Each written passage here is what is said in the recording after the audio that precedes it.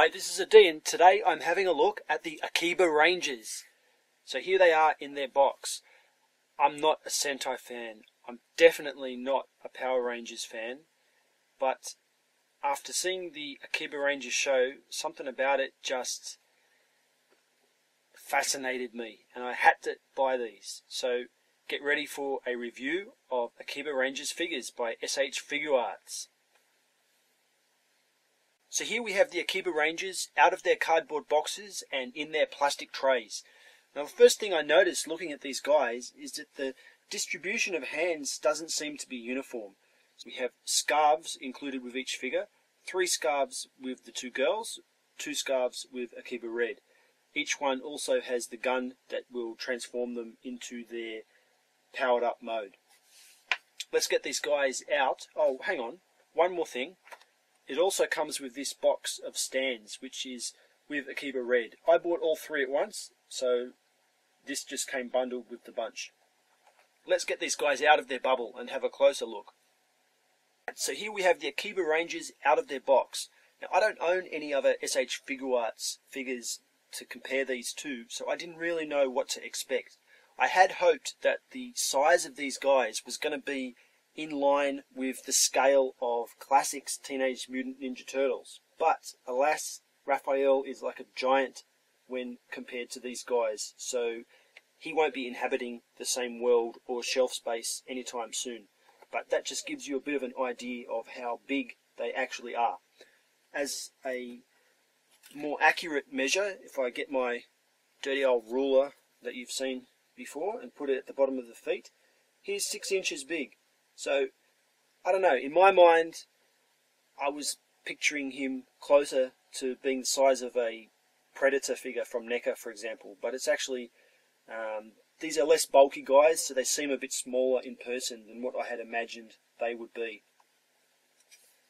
That's not to take away from them. They're really beautiful looking figures, and you can see just by looking at these guys here that got a nice plastic quality to them. So the areas that should look shiny, like the head here, the shoulders, the thighs, they do really look shiny, nice and shiny. And that's paint, I think, because the base, this black plastic, is more of a matte plastic. And those more leather or rubber looking areas, they achieve that look. They do look like leather or rubber to me. So the figure is quite nice in that respect. As far as other media go in the figure itself, this chest panel here is a see-through piece of tinted red plastic. Behind that is a silver painted detail that gives you a kind of technical focus, kind of technical detail behind the chest. And that's really nice on Akiba Red, but where it comes into its own in particular is with Akiba Yellow. Now I'm not going to state the obvious, but we all know why this technical detail is particularly nice on this figure. Akiba Blue, a little bit less so. Of course, depending on your preference. Now, that really gets down to the crux of why I bought these figures. I don't have that many cute girl figures in my collection. I mean, just off the top of my head, I have Drossel. 1 or 2 that I can't even remember the names of, but that's about it. So I saw these Akibarangers as kind of an opportunity to fill out the female ranks a bit in my figure line, and it really succeeds at doing that. Surprisingly though, I was more than happy to own Akiba Red. I had picked this guy up just as, you know, he's part of the team, let's complete the team. We want all 3. 3 is not too many. But he's a really good figure. I'm happy with the posability. He can really achieve some nice poses, and the stand makes that possible. So these are quality stands. They're really stiff jointed and they don't seem like they're going to break.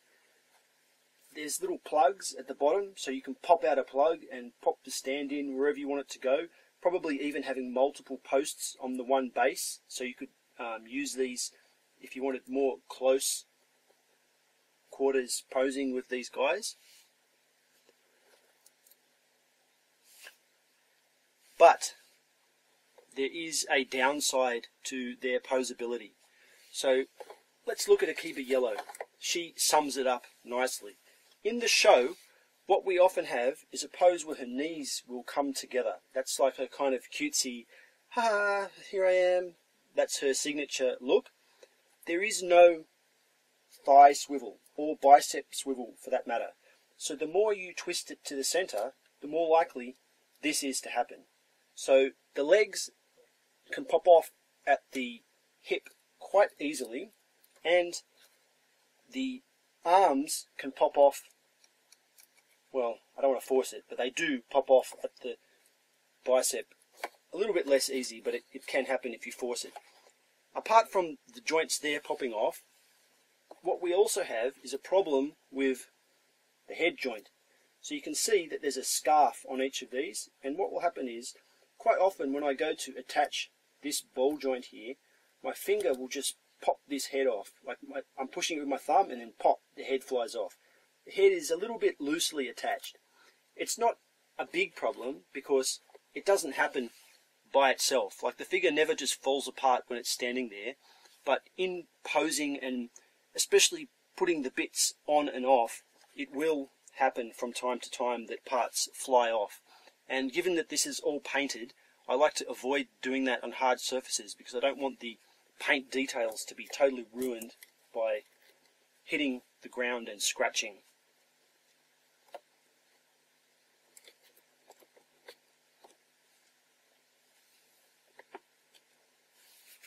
So you can see the materials on these female figures are also flexible, like here in the skirt, and that gives you room to pose more wide-legged, but again, they can't really achieve those high kicks because these legs, for whatever reason, will pop off before they reach the limits of where this skirt can go. Even with Akiba Red, we have that problem a little bit, but nowhere near as bad as with the female figures.